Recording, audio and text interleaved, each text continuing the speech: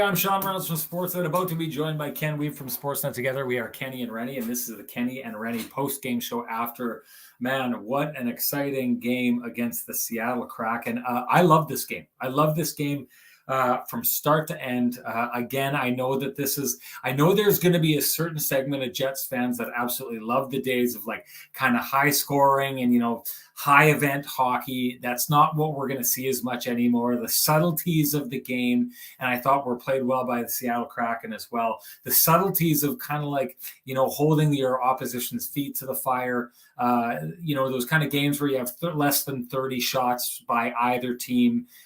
We're going to see more and more of those in the Rick Bowness era. And I know that's not what we're used to seeing before. And I know that can sometimes mean less high event hockey. And I know some people aren't interested in watching that. I get all that. But we also know that hockey that the Jets played for a number of years was getting less and less and less results over the years. So when I see a game like this, I really like a game like this. I like watching it. I like seeing the progress that the Jets are making. I also got to say here, now I'm not the kind of guy to toot my own horn.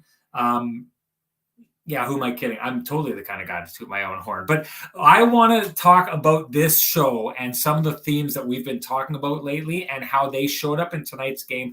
I think personally, I've got a lot of pride in what Ken and I do on this show. And I'm going to tell you right now, I want to kind of talk about some of the themes that we've explored in very recent shows that I thought came into fruition in this game and were a perfect example of what Ken and I have been talking about. So let's start out. We had a conversation a little while ago about Rick Bowness and how his structure is the kind of structure that's going to keep the Jets in any game, regardless of how your goaltender is playing, how your top players, how your shooters are playing. I think tonight's another example of that. You take a look at that. It's the second period. The Jets kind of dominate a little bit. Third period to go and they don't kind of get as many shots as I think a lot of people were expecting them to get. But it's the kind of game where the Jets are challenging and staying in enough and pushing the other team that they're in the game, regardless of the fact they're losing, going right down to the wire. They're still in that game. They give themselves a chance. I think this is a great example of the Rick Bowness style of hockey that gives the Jets a chance to be in every single game and to win every single game. They won't win them all, but on nights like this, they do. And on a night like this, I think they do because of another conversation we talked about. I think it was 2 shows ago, if not 3 shows ago, but the Paul Maurice effect and the DNA that he's created in this team, that I think when you take that stable structure of the Rick Bowness style of play and couple it with the Paul Maurice days of the Jets never being out of games and their ability to score their way back into games.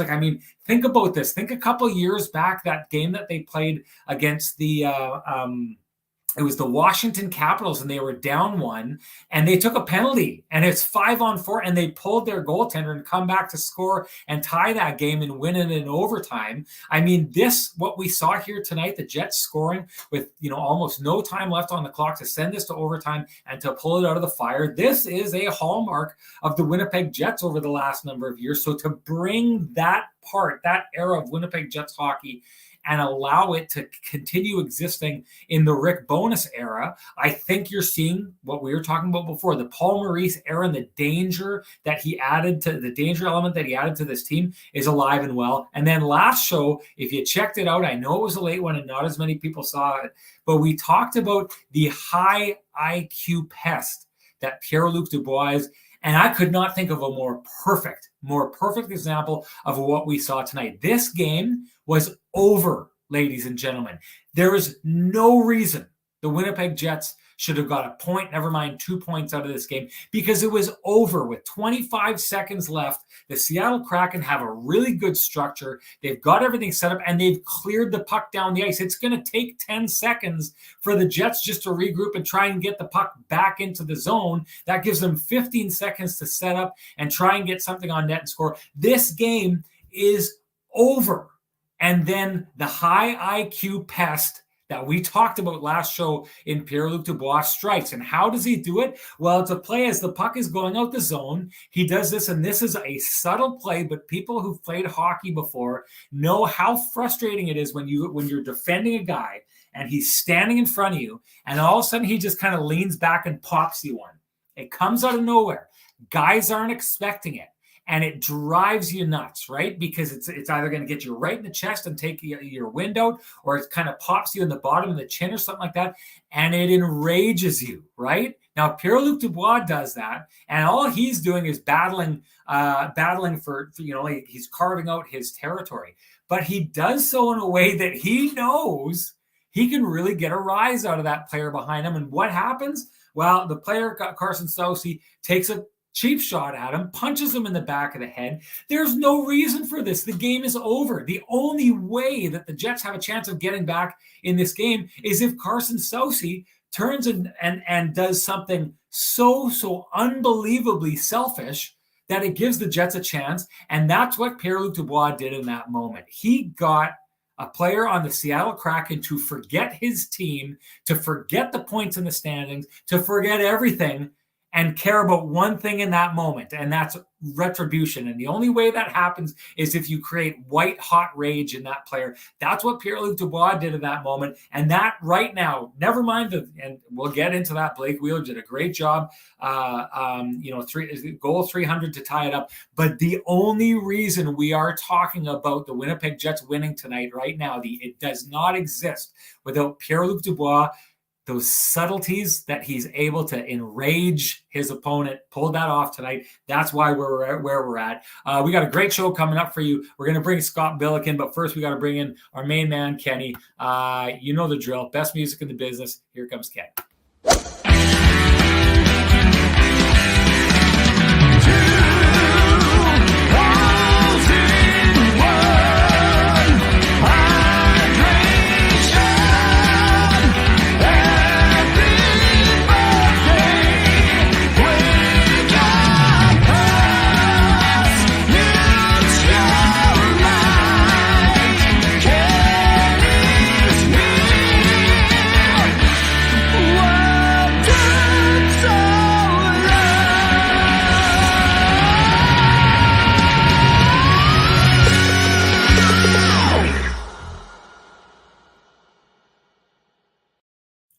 Kenny, we're going to get going here. I know you are a guy who likes to rock. I myself like to rock. And as much as I love that song of yours, it's not enough rock for me. I need to hear a little more Tristan Rivers. So let's get this going right off the bat. Let's make this a Sean's headband version of the Kenny and Renny show right off the bat as well. Let's do it.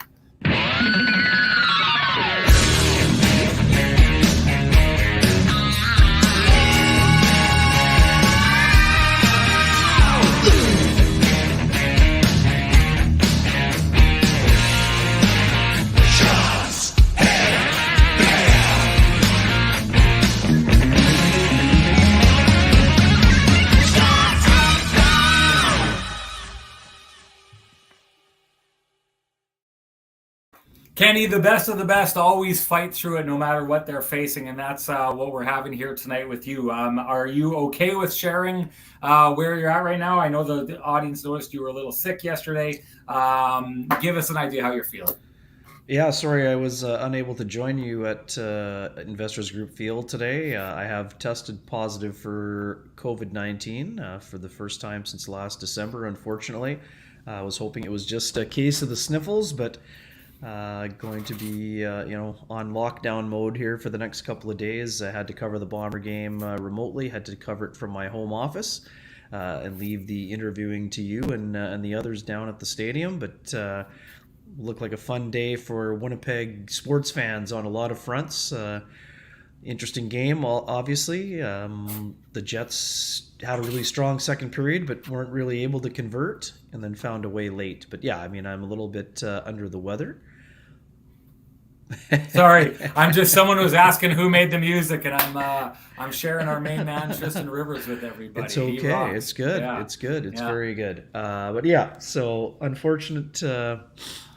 I guess I had to cover two games off the television today, unfortunately. But appreciate all the support, and we're hoping to feel a little better in the coming days and get a few negative tests, and then we'll see what happens. Because I mean, obviously, some people won't know this either. I was supposed to be on site in Regina for the 109th Grey Cup this week in Regina, where I went to school at the University of Regina. But that's now on the TBA plan, depending on how the health goes over the next couple of days here as well. So Thank you for asking.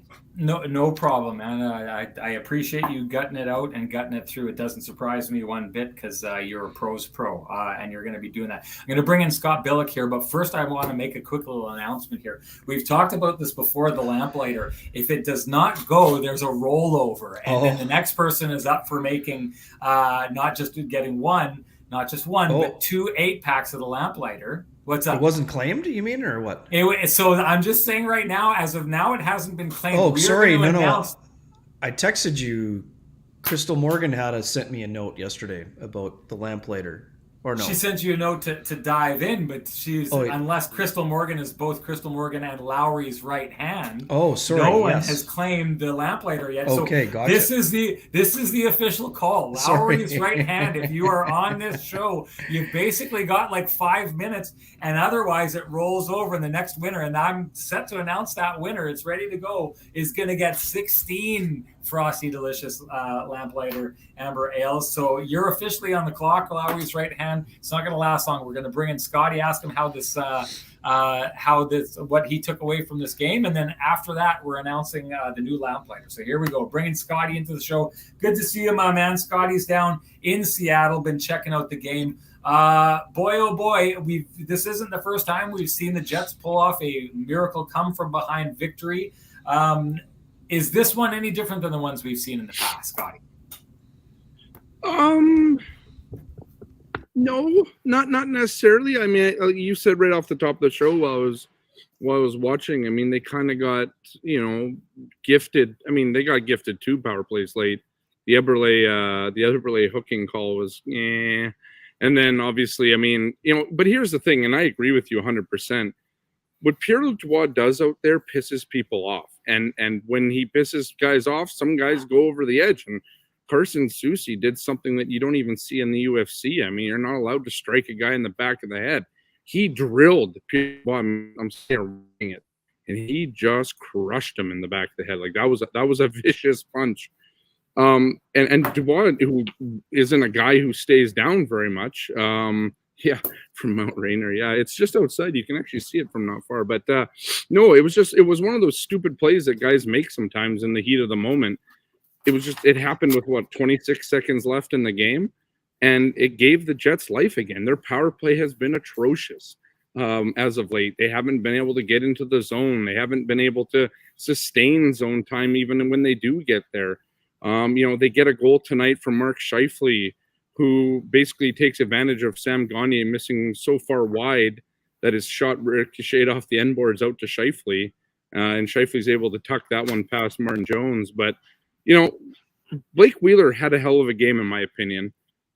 He played really well. That 4-minute double minor, if you listen to Blake Wheeler and what he said after the game, he said that the refs offered the Jets a 5-on-3 for 2 minutes or a 4-minute double minor on that play. So they'd be 5-on-4 for 4 minutes.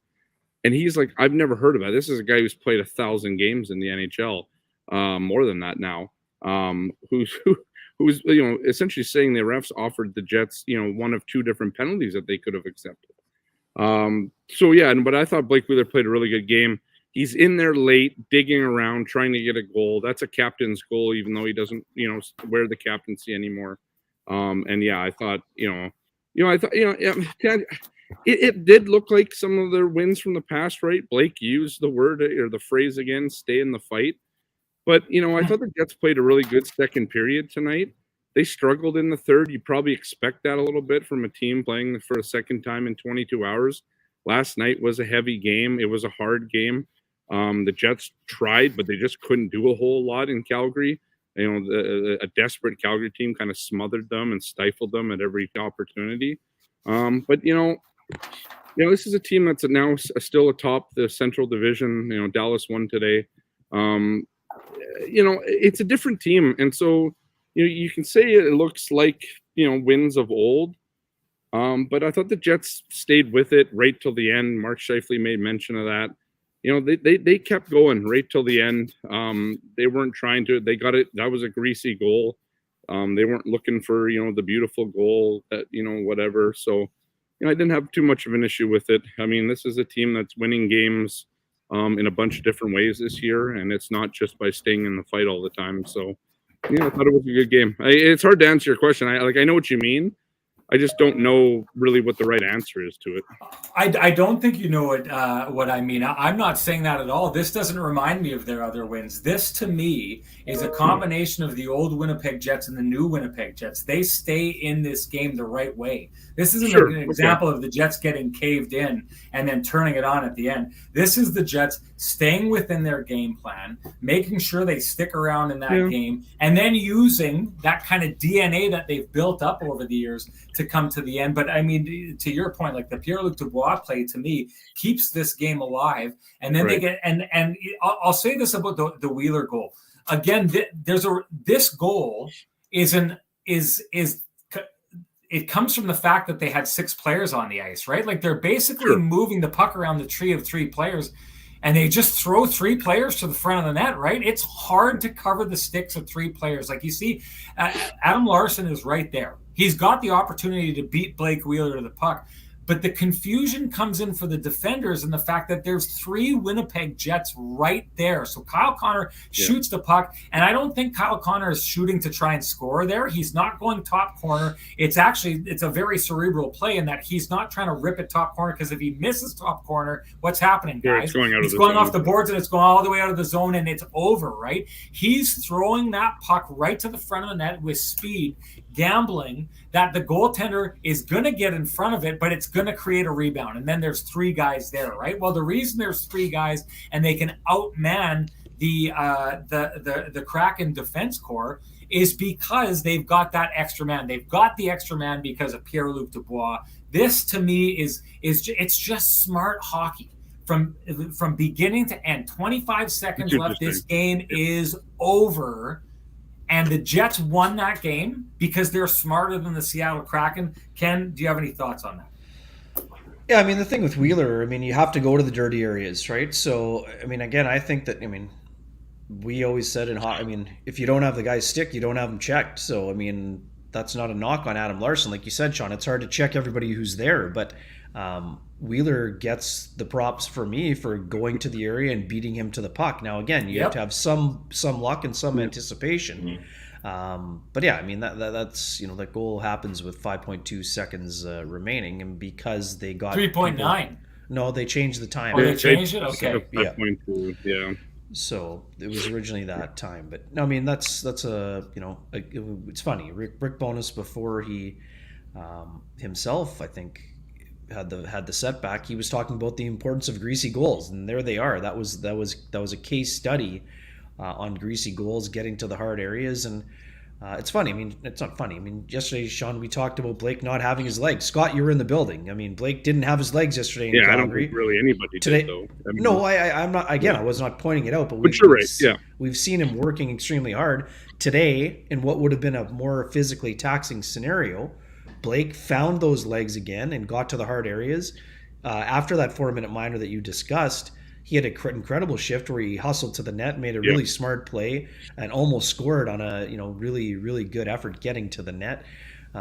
Blake coming to the aid of a teammate today again. We saw. I mean, I thought that was a good moment for Blake again. Like we've seen this a couple times now in the last Calgary game in the preseason. Where he was, I believe it was Perfetti that got drilled from behind in that game, and he was out there. Like Blake's seems to be taking on. He's not an enforcer, obviously, but he's willing now to get into those scrums and start throwing bombs again. He was doing, I think it was Will Borden that he was starting to toss against tonight. But I thought Blake had a great game. For a guy who you would have thought would have had maybe less legs tonight, even less so than yesterday. Just the way the game went yesterday.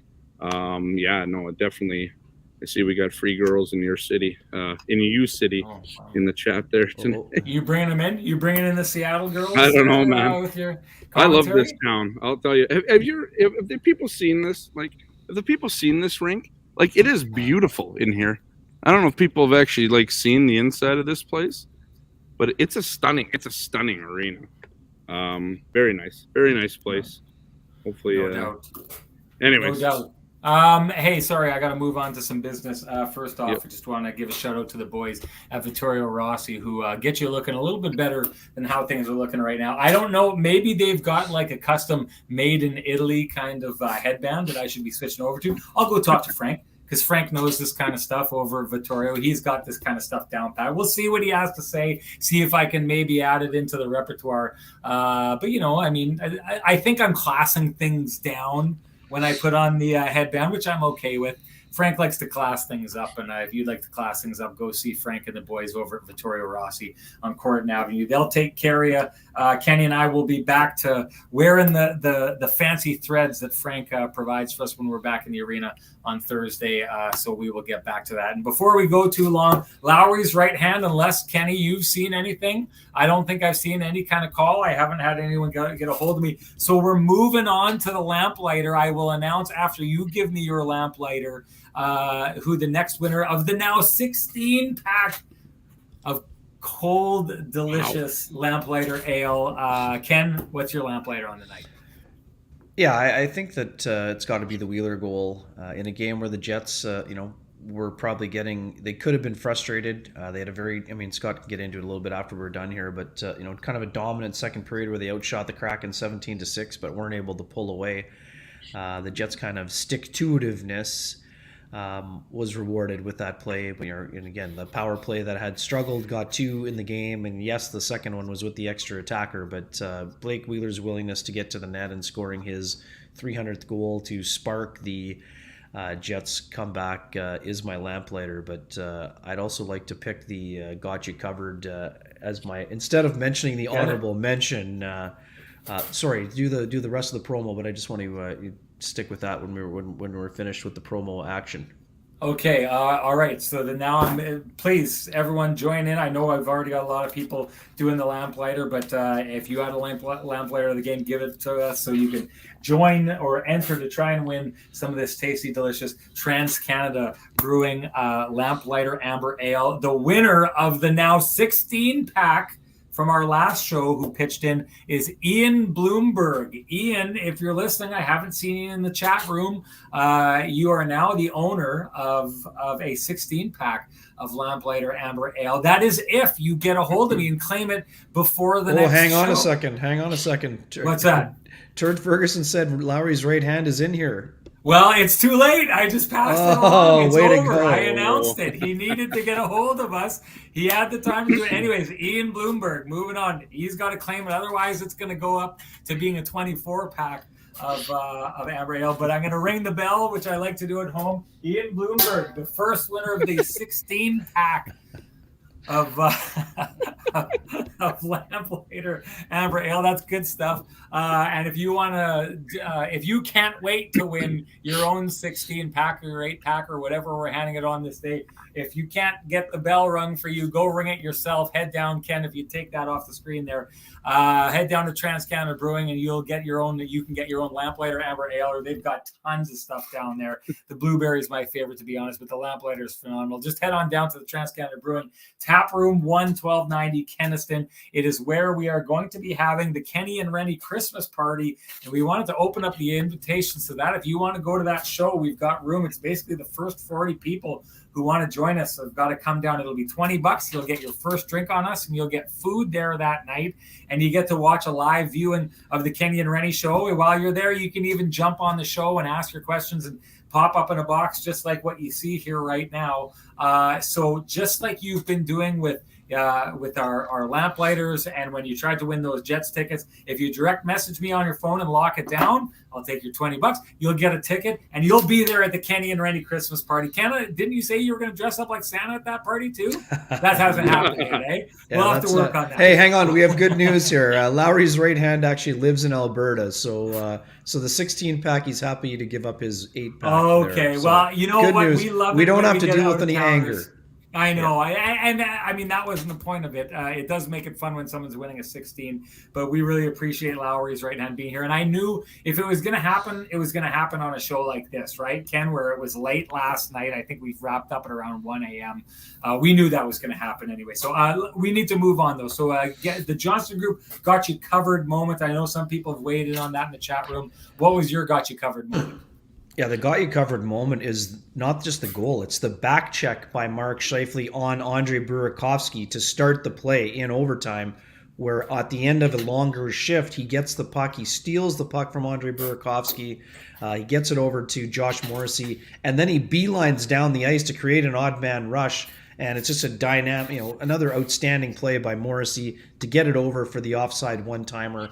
The goal itself is impressive, but the got you covered is the back check by Scheifele.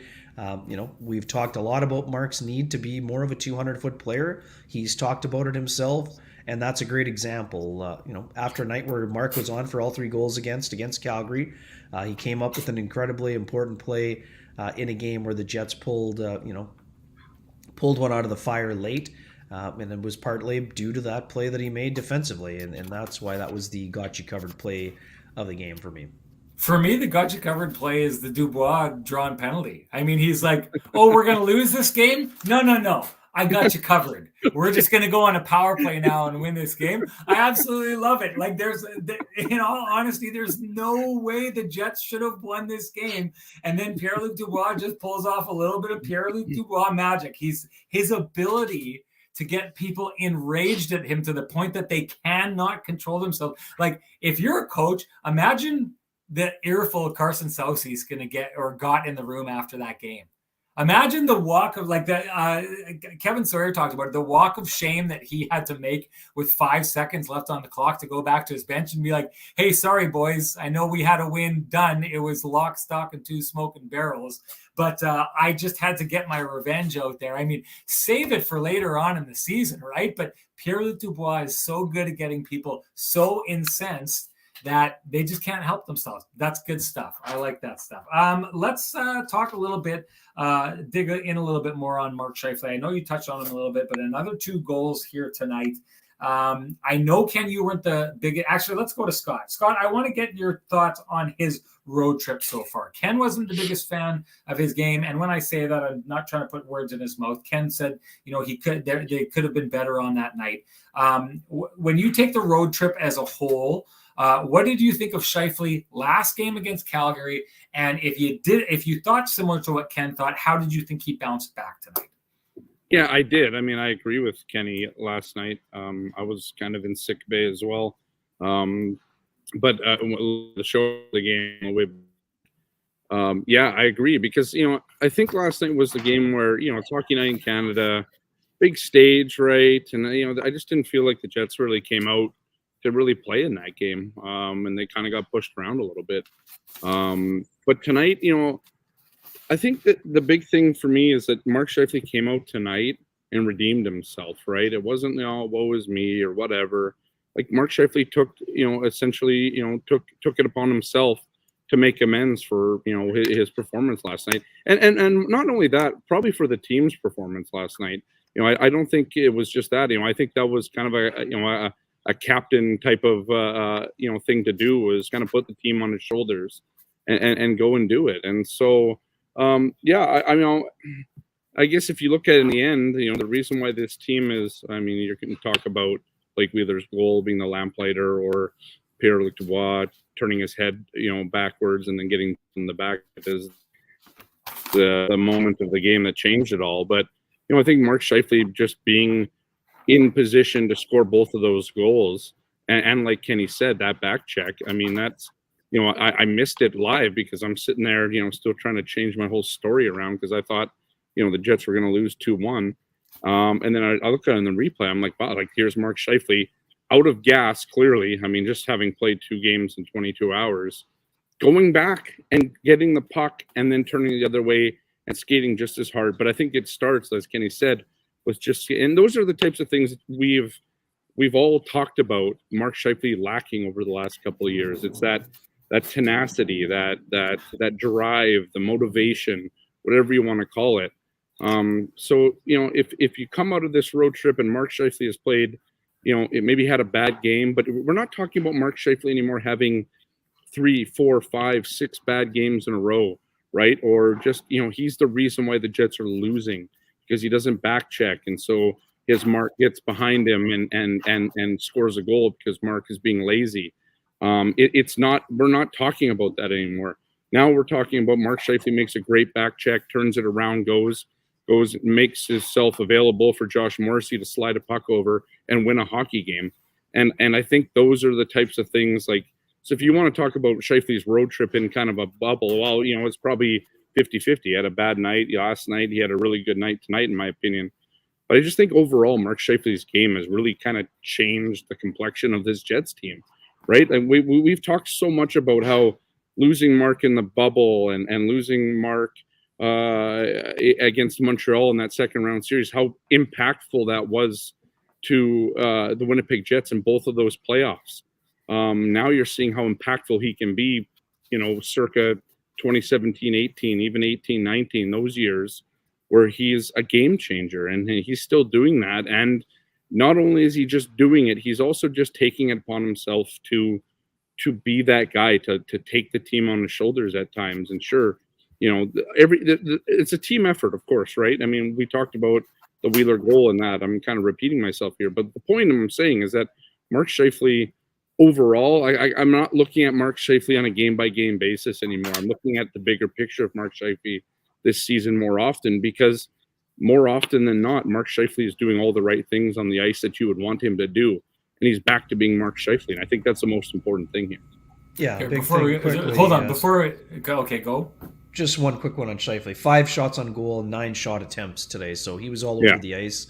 And again, I didn't think that Mark was lazy yesterday. He just got caught in the bad side of the positioning on a couple of goals. Slow. Yeah. Just one of those games where, and again too, some people were sending me DMs. I mean, Mark's got 10 goals. I mean, he's on pace for 45 to 50. So he's not going to score every single night.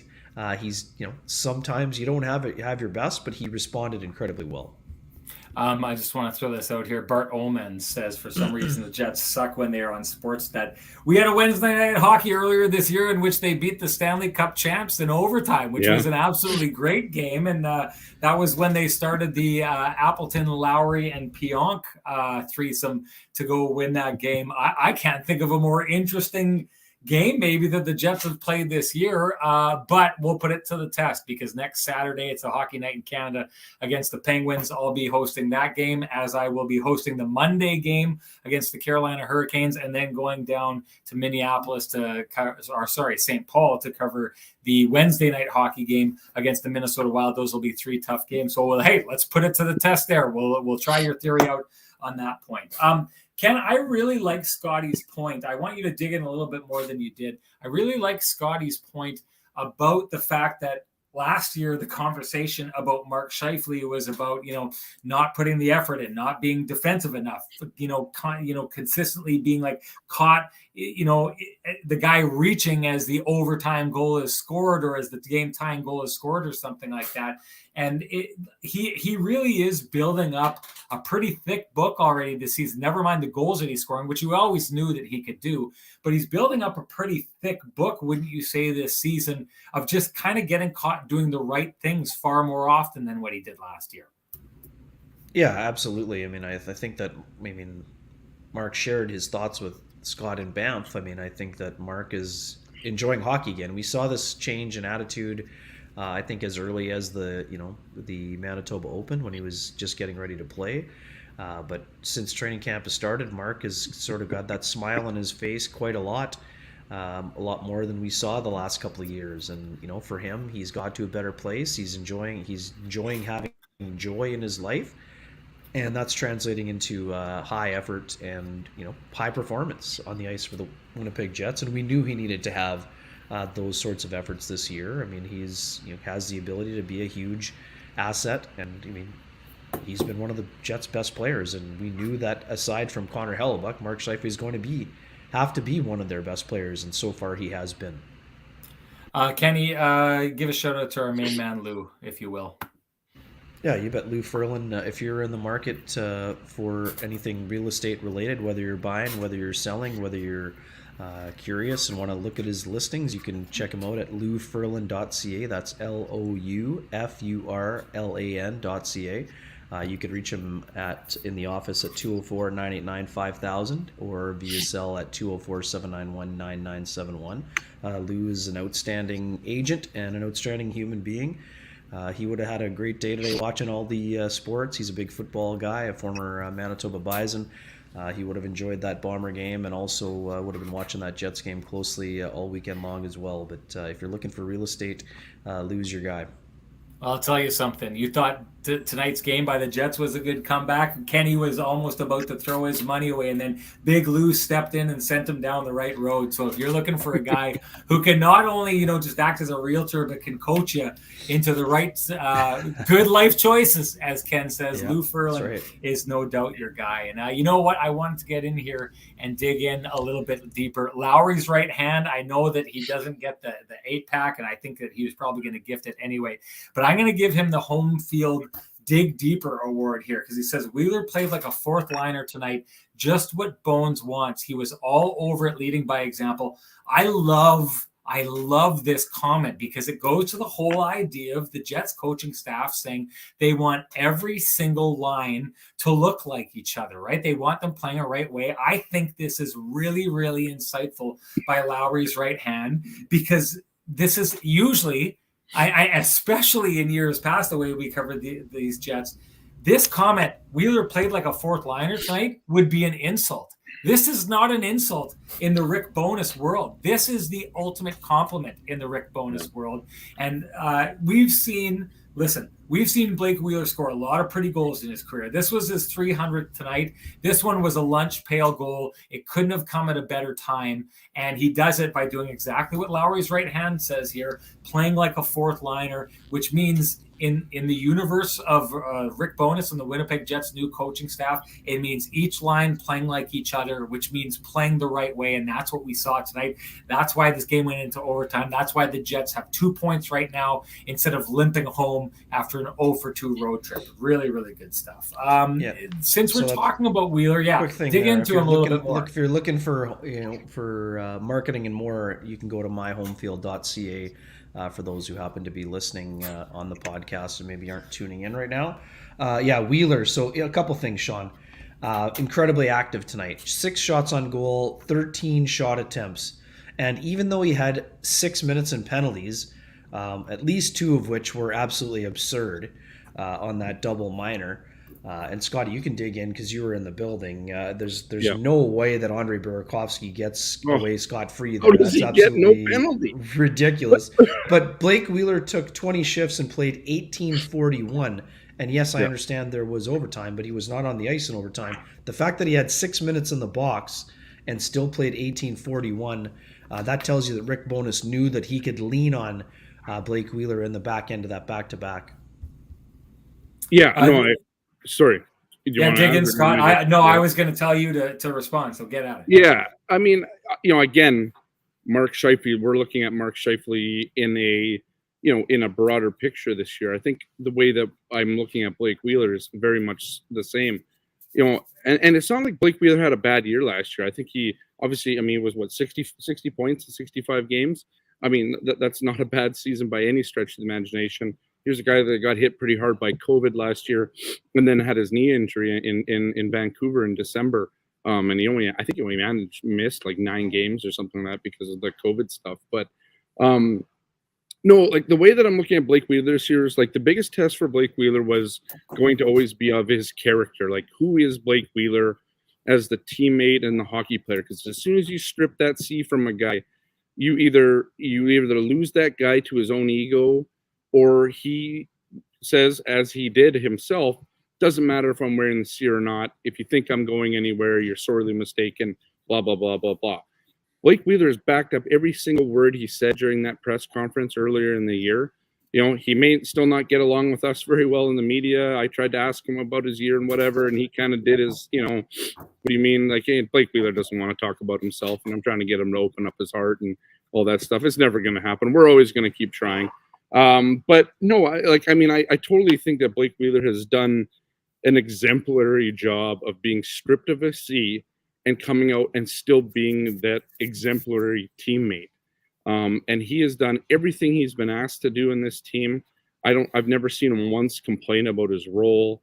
He's still doing the same things. I think he's probably doing more now, not as a captain, than he was doing as a captain. I think part of taking the C away from him, and maybe Rick Bowness is just a stroke of genius on this, thinking that taking away the C from Blake Wheeler would actually open him up to being, less worried about being a captain and more focused on, okay, how can I just be a better teammate now that people don't have to kind of look up to me in that certain way or listen to what I have to say or all that. But I think Blake Wheeler's kind of bought into what Rick Bowness is doing. The wins have also helped that. He's still playing a second line role, and I still think he's playing very well in that second line role. But I think Blake Wheeler's doing everything he needs to do to be a good teammate, to be a good player at 36 years of age, where father time is kicking in. I mean, you see it on some plays where Blake Wheeler's, I wouldn't say is a word to back to the bench, but it's not as easy as it used to be for Blake. But then you see the times where he just turns it on right after that penalty, after the 4-4 or the 4-minute double minor for roughing. He nearly scores on that. He's mixing it up, obviously, to get that 4-minute double minor. He scores the goal. Like everything that Blake Wheeler is doing, we never would ever complain about in the past. I mean, we'd complain maybe about his attitude and all that kind of stuff to us. But I don't think any of us could ever say that there was a night where Blake Wheeler kind of took off or it wasn't like if he had a bad night, it wasn't because of lack of effort. And Blake Wheeler this season, to me, seems to be a man kind of on a mission. I don't know if it's a chip on his shoulder or whatever, because he won't say it, but he's out there putting in that work every night, in all the practices. And Blake Wheeler hasn't really missed too many practices, even the optional ones. He's out there for the optional morning skates. So he's still there. He's doing all the things that he did as a captain. I think that weight of the captaincy being off him has actually kind of kept him a little lighter around everything, and he's just doing what he needs to do. To me, it speaks a lot because we don't know enough about Blake Wheeler.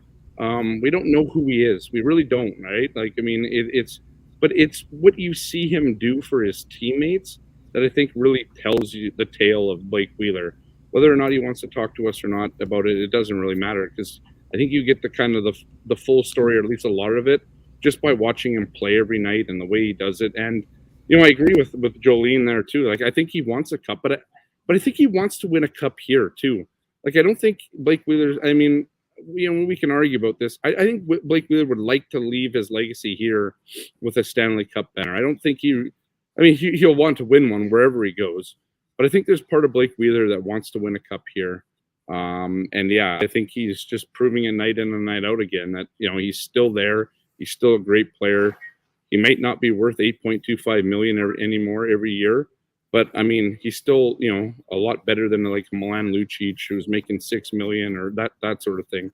So I think, again, in the end, after going to the buffet here for a little while, I just think Blake Wheeler's having that kind of year where he could have packed it in, kind of just, kept within himself and whatever, and he hasn't done that. And I think that speaks a lot about Blake Wheeler as the player that he is on this team. You know what? I'm going to say something. You were talking about that. The one thing that I learned kind of early on covering this Jets team, especially when you got to ask questions, on live television, right? For Hockey Night Canada broadcast and stuff like that. If you want Blake Wheeler to talk, if you want him to open up and talk, you got to ask him about his teammates, right? He doesn't want to talk about himself. So you have to ask him about, like, what have you seen lately? Good questions to ask Blake Wheeler right now would be like, what have you seen this year that Mark Scheifele is doing that maybe he wasn't doing last year?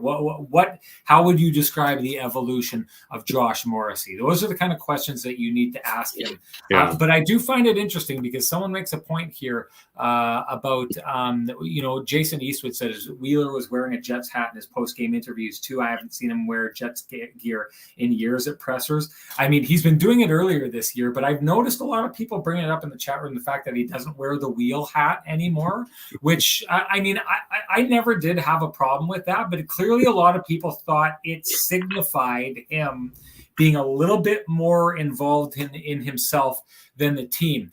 I don't think that was ever the case. But what I do think about Blake Wheeler this year, and I don't know if this is a Rick Bowness thing or maybe just, a player learning as he gets older, but the fact that he's wearing the Jets hat and not the wheel hat, I don't think that's an accident. I think at some point he decided it was a better look to do that. And I don't just see that. Guys, I don't know if you saw this as well, but I used to think when the Jets social used to do stuff, this social media account used to do stuff, and they'd play the little games that they play that are, intended to like introduce you to the Jets, right? Like, what's your spirit animal? All this kind of stuff, all these, fun little questions that they do, right? But they asked that the other day, and what I used to notice in those videos was it was like Blake Wheeler was noticeably absent in my mind in those kind of things, right? So it kind of seemed like the Jets as a team were trying to introduce themselves to the public. And it always felt to me like Blake Wheeler was noticeably absent. Well, just in this recent one, they did a "What's Your Spirit Animal" one. And Blake Wheeler is basically front and center in the whole thing because he's like, I don't know that I have an answer, but he's interested in hanging out and listening to everyone's answer. So it ends up being, rather than just your regular skit of Jets players coming out onto the ice and saying, lion, I'm a gorilla, I'm a woodchuck, whatever everyone's spirit animal is. It's kind of like these guys saying something and Blake Wheeler reacting to all their different responses. And I don't know if you guys feel the same way I do. I think that Blake Wheeler, because at the beginning of the year, he still wasn't doing it. And as the year has gone by, now here's my question. And Ken, I'll start with you. You've been covering this team longer than the both of us. You've been around Blake Wheeler a lot longer. Do you think that this is an example of Blake Wheeler? Do you think that the kind of fun just started rolling in this team and Blake Wheeler finally just, kind of was at the dance and started looking and saying, man, it sure looks like a lot of fun to go and jump around on the dance floor with everybody else? Or do you think he's kind of do you think that this is a new coaching staff, a new philosophy that has said it's okay for you to partake in these things? Like, do you think he's arrived on where he's going right now and being a little bit opener on his own? Or do you think this is a Rick Bowness culture thing? Yeah, for me, Sean, I covered the team since the Jets came back in 2011, and Blake, was a little bit more outgoing. I think he enjoyed when he did it less, he enjoyed the media responsibilities more, is what I would say. So I don't think it's, again, and I'm not saying it doesn't have anything to do with Rick Bowness, but I don't think it's only because of Rick Bowness and the coaching staff. I think Blake is a guy who puts a ton of pressure on himself. We've seen that from the very first year the Jets came back. In the years that it's taken him a while to get off to a longer start or a slow start. I mean, there's been a couple times where he's gone, 16 or 20 games before he's scored. I think he's a guy who put enormous pressure on himself. I think, as he admitted when I asked him about it, when the captaincy was removed, it became a burden for him. I think he's had an opportunity to enjoy the game because he's, growing as a person. He's in his mid-30s. He's a different man than he was when he came back with the Jets 12 seasons ago. I do think that this is a guy who loves hockey, Sean. I've had conversations with Blake early on. I had conversation with him during the lockout. This is a guy who his goal was to play for the Minnesota Gophers. He didn't have dreams of playing in the NHL.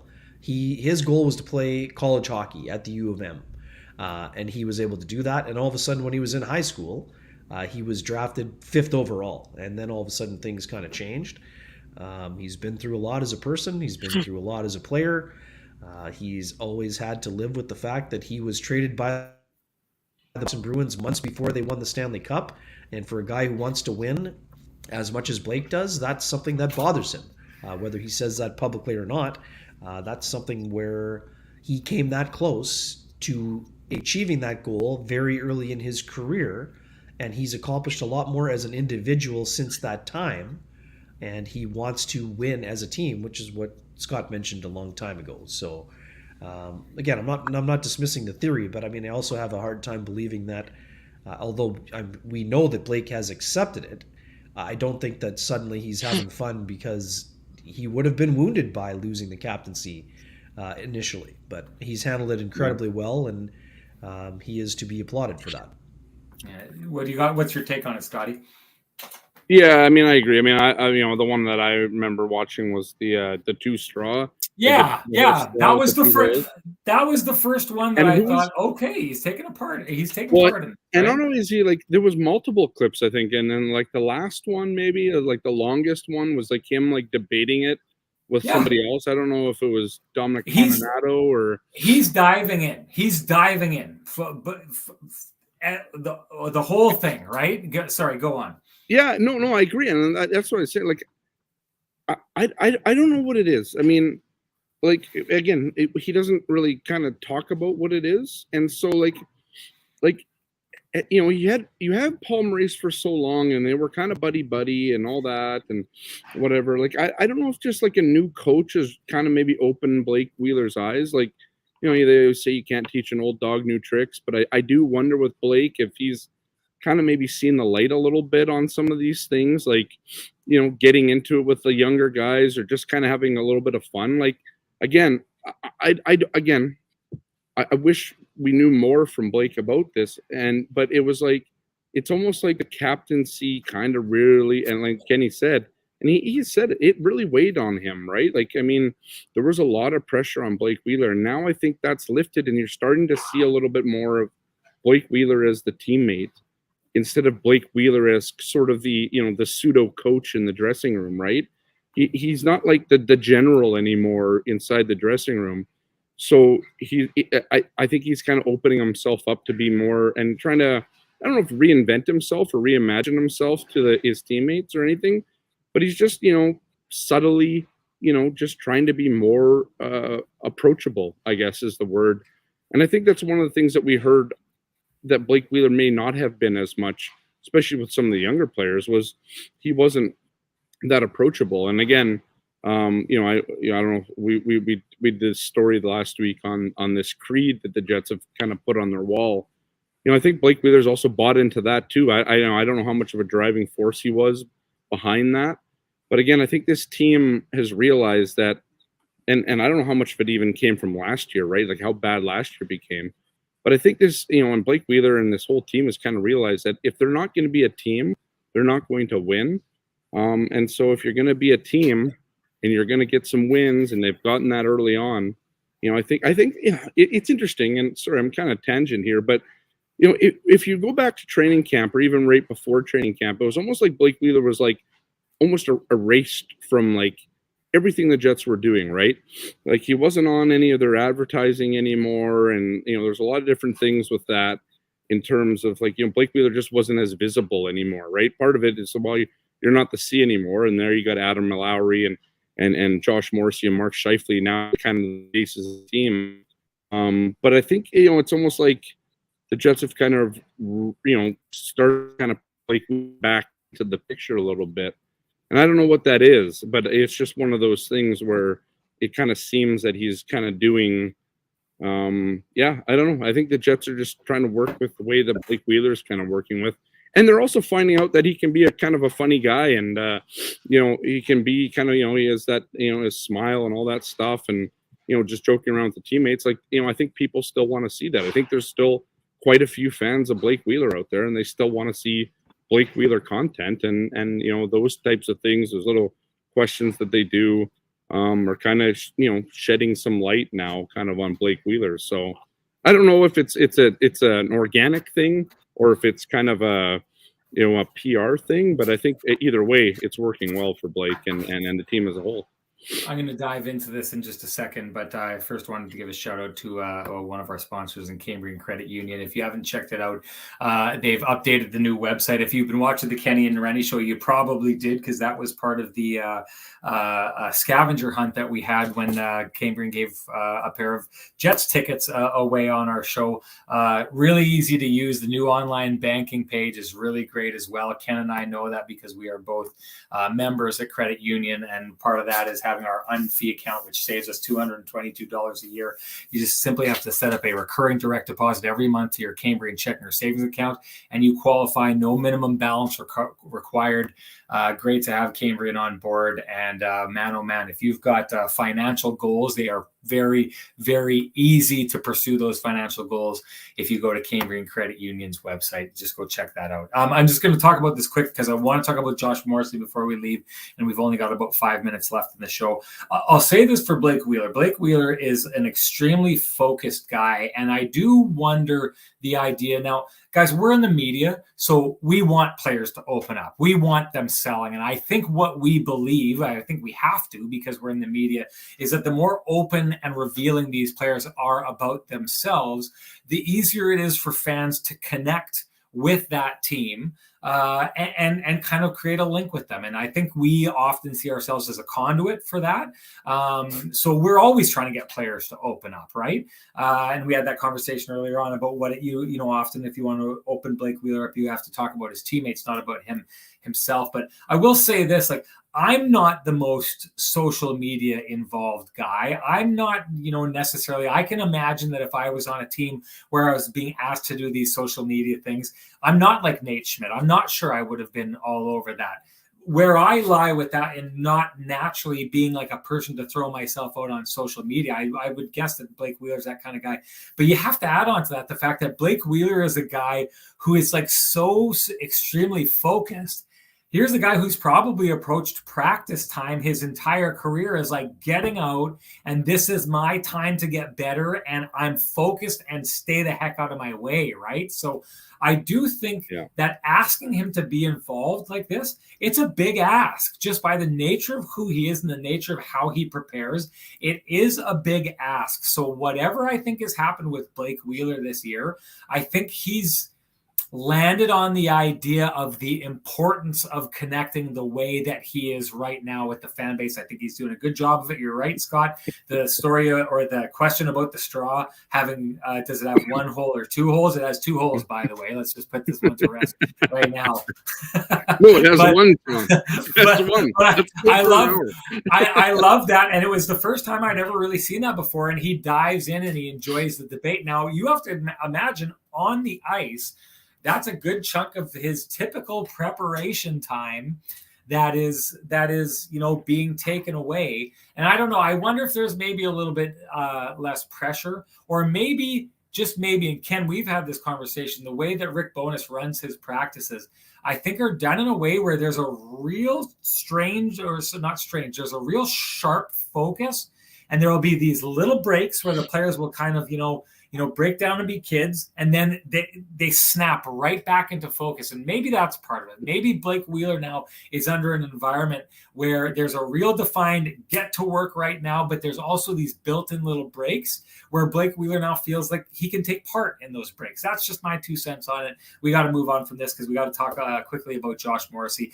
What I saw on that overtime goal is Josh Morrissey is the guy who forces that turnover, and then heads up ice instantaneously with the puck. Now, usually what players do in that situation, and I implore people to go back and look at this, usually what players do in order to steal the puck like that is they break and they get on their toes to try and force the turnover, and then that allows them to head up ice, right? But quite often it's an all or nothing play. If you miss the guys around you, and then there's a great scoring chance going the other way. The subtleties of Josh Morrissey's game are such that if Josh Morrissey doesn't turn over that puck, he is still in the perfectly defensive position. He does not start heading up ice until he's turned the puck over and created the break going the other way. I think that it's one of these subtle plays. We just see the puck get turned over and it's heading down ice. I think that is a play that a very small amount of players in the NHL can make that play as perfectly, where there's no risk defensively, and yet he's able to create the turnover and be fully in and fully committed up ice. He makes the gorgeous pass, threads that pass, freezes the goaltender, allowing Mark Scheifele the fairly easy goal. I mean, Mark Scheifele scores it, and it's great, but that goal, in my mind, is all Josh Morrissey, and I double down on this. Someone was asking earlier, let's see if I can quickly find the comment, but I think someone asks whether or not we can get to the point where we say that Josh Morrissey is a 1A defenseman in the league right now. I'm going to go with Kenny, because Kenny doesn't like to project things. Kenny likes things to be proven before he jumps in on them. But Josh Morrissey, I need to see more time of him holding that, but there is no doubt about it. This season, Josh Morrissey has played completely and clearly like a 1A defenseman. And I reiterate, I'll double down on it. He is the Winnipeg Jets' best player right now and the Winnipeg Jets' best player this season. Ken, do you have a problem with anything that I just said, especially the subtle shot that I took at you just there? Yeah, that's an inside joke for people who are unaware that you've been proclaiming Cale Makar to be the best defenseman of all time. Whoa, after 2.5 no, seasons in the you're NHL. not listening to that's Chara Stanley. You are not listening to me. Yeah, and that is unfair. I've been listening to you plenty. I said Cale Makar is showing that he has the potential to be the best of all time. There is no way, and Scott was there is no way that Renny said Cale Makar is now the best defenseman of all time. That never happened. I said he has the potential to be, and you had a problem with that because you don't want to pick up that conversation for another 10 years. What's the fun in that?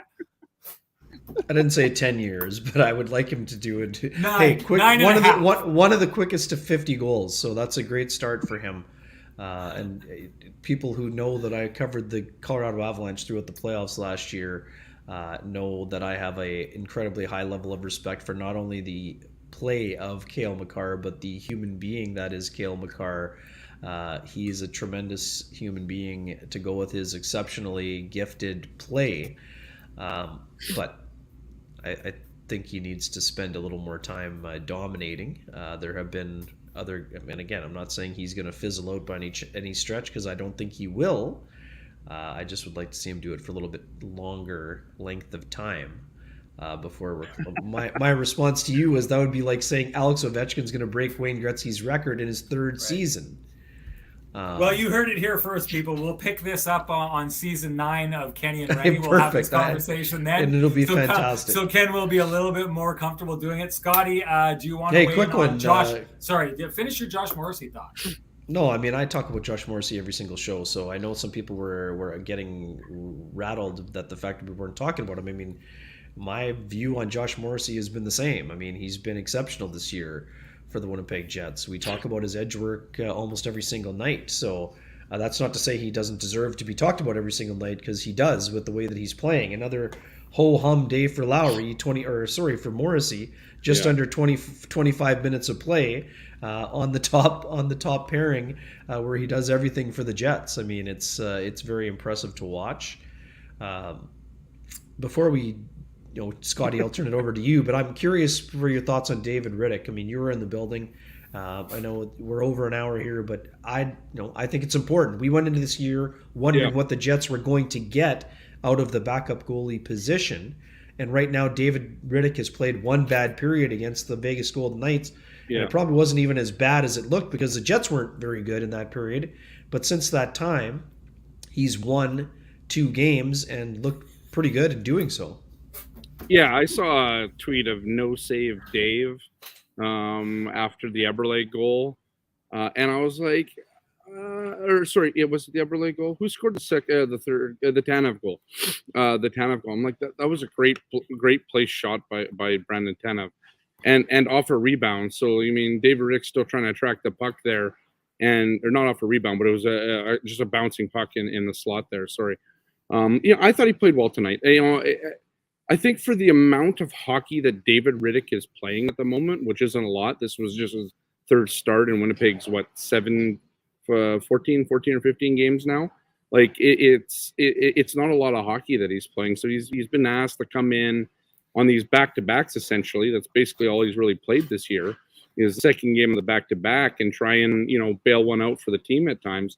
I thought he made 2 good saves early in this game that kind of kept the Jets in it early. I think that was key for him to do that. I thought he was good on the. Well, I mean, goalies will say that a crossbar or a post is essentially a save. I thought he ran on that on the goal that went off the crossbar. He got in a way that Tanev had to lift it enough that he was going to hit the crossbar. I mean, people argue that. I thought he did well on that one. Has he been tremendous? No, I wouldn't say that, but I don't think he's lost the Jets games either, right? I mean, he was in this game. I think there was 30 shots on goal from the Kraken tonight, something like that. Or no, maybe it was 21. The Jets had 30 shots on goal. But yeah, no, I don't think he's been necessarily a difference maker yet. But he hasn't been a game loser yet either. So still need to see a bit bigger body of work from Dave Riddick. Maybe a few more games, and we're going to get probably fewer of them going forward right now, just because the Jets' schedule is so kind of spread out. I think next month there's like 2 or 3 back-to-backs where you'll see a little bit more of Dave Riddick, where that sort of thing. So I got to get going here. Yeah. I got done with. But I'll say one thing on Josh Morrissey. Josh Morrissey has come a long way, but I mean, I think you've seen a guy who's like, okay, maybe he's heard the criticism or whatever. I think Josh Morrissey has taken, I think Josh Morrissey is so smart that he has seen the deficiencies in his game and gone into each of the summer and fixed those, right? Where it was his skating, his edge work, his physicality, whatever it was, shooting the puck, getting a stronger shot, like his shot has gotten harder. And then with Bonus's system, he's made a point of moving up in the play, right? Like this is stuff that Josh Morrissey would have done in Prince Albert back when and in Kelowna back when he was a junior player, right? But when you come into the league and you need to play so defensively, and he was part of the Jacob Trouba shutdown pair, and then Trouba leaves, and now he's leaned on as the number one defenseman without any help at all. I mean, the Jets were going through this defensive disaster when Dustin Byfuglien left, and he didn't have Trouba anymore. And then it was Josh Morrissey's job to kind of carry the load of whoever was placed on his right side there. It's things like that I think have hampered Josh Morrissey more, and we've kind of missed maybe some of the improvements that he's made in his game. Now, when he's playing more with a more adept defensive partner, where he's allowed to do it and he's allowed to spread his wings a little bit more in the system, you're starting to really see what Josh Morrissey can do as a top defenseman in this league. And if you want to, if we were to vote on the Norris right now through 14 or 15 games, Josh Morrissey would be up there getting Norris votes right now.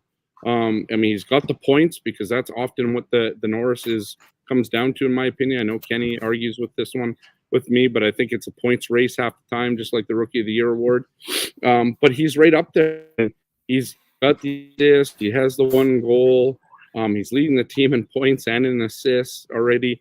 But it's how brilliant he's been at times offensively for this team, while not sacrificing defense. And I think that's the biggest thing for Josh Morrissey, is that both of those games are now entwined with each other, and they're really good, and they're working in unison together, instead of one having to be taken from one and given to the other, right? It's like a plate or a couple of plates where you're taking something off one plate, giving it to another plate. No, it's not that. It's just a full plate now for Josh Morrissey, just like my rant here. And Josh Morrissey's been a brilliant defenseman this year for the Winnipeg Jets. And I think it's just the evolution of Josh Morrissey right now. And we're seeing it. We're watching him grow into this. Nick Lidstrom, I guess, or Cale Makar, because he'll be better than Cale Makar at the end of his career, right? So, anyways, I do need to get an Uber, boys. So I was going to say, I felt guilty keeping you this long, but after that trip to the buffet, you've got no one to blame but yourself if you get locked in that arena. Thanks for showing up, Scotty. We appreciate that. We'll see you back in Winnipeg. Guys. See you at the rink here right away. And Ken, I just want to say something quickly here. We never talked about the 2017 draft issue on the show, did we here? Oh no, I don't think we did. Which means Kenny's water bottle is an insider. He was in the stands with us when this conversation happened. Right. And the call is coming from within the house with Kenny's water bottle, is it not? Ken? Are you there? Okay. Either I'm freezing up or Ken is freezing up. I'm not getting any response from him. So I'm going to close out the show. Everything is folded. I don't know what's happening with Ken. He's gone. He does have COVID, so let's give him a break. We'll let him out of here. I just wanted to say thank you. We'll get into the 2017 conversation. It actually kind of launched a little bit of the Cale Makar conversation. But let's shut this down. really appreciate. I'm going to go through the list of things, but we really appreciate Scotty coming on the show here tonight. Ken, we really appreciate him powering through the way he did. And of course, as always, we appreciate our sponsors, Vittorio Rossi, TransCanada Brewing, the Johnston Group, Lou Furlan, Realtor, Homefield, and Cambrian Credit Union. We've said this before. We'll say it at the end of any show. If you appreciate the conversations happening in this space that we love that you are a part of, please appreciate our sponsors who are invested in those conversations happening. Wouldn't be happening without them. So thank you so much to them. And thank you to the chat room once again. Oh, this is the bell. It's not the, it's like a big giant metal cap. So it's not a bell. It's the Lamplighter Brewing Company giant metal bottle cap. That's what it's there for. And I'll tell you right now, Kenny's water bottle. Kenny did not win that argument. He did not even come close to winning that argument. I will concede an argument I lose. This is not one of them. Let's just leave it at that. I think I know who Kenny's water bottle is now. I think I know exactly who it is. We may have to unmask him like a luchador on one of these shows later on, but I go on and on. Thank you so much, everybody. Appreciate that. That was a fun game to watch. I had even more fun spending time with you in the chat room here. You rocked it as you always do. Looking forward to the next time, which will be next Thursday. Ian Bloomberg, you've got a 16-pack of Lamplighter Amber Ale coming your way. If you get a hold of me, direct message me on Twitter, or get a hold of me some way, or get a hold of Ken. That's what you got to do to claim it. Other than that, thank you so much, everybody. We really appreciate your time. We will see you after the game on Thursday.